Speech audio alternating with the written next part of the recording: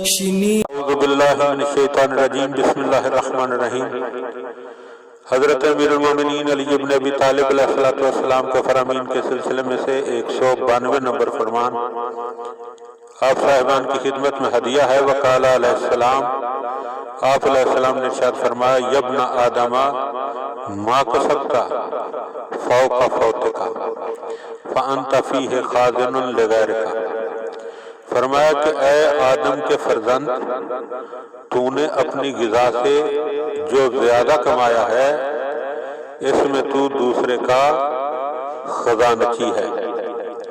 مطلب یہ ہے کہ انسان کے کام اس دنیا میں وہی آتا ہے جو وہ کھا لیتا ہے، اور جو کھا پی لیا وہ اس کے کام آ گیا، اور جو بچ جائے گا انسان کے جانے کے بعد پھر یہ انسان اس کا مالک نہیں ہوگا، بلکہ پیچھے رہ جانے والے اس کے وارث اس چیز کے مالک ہوں گے، اور کمایا اس انسان نے ہوگا، استعمال دوسرے کریں گے، اور پھر دردناک کیفیت یہ ہے کہ فائدہ دوسرے اٹھائیں گے، اور حساب اس بندے کو جس نے جمع کر کے چھوڑا تھا دینا پڑے گا۔ دعا ہے کہ خدا بند عالم ہم ان چیزوں کو سمجھنے اور ان پر عمل کرنے کی توفیق عطا فرمائے۔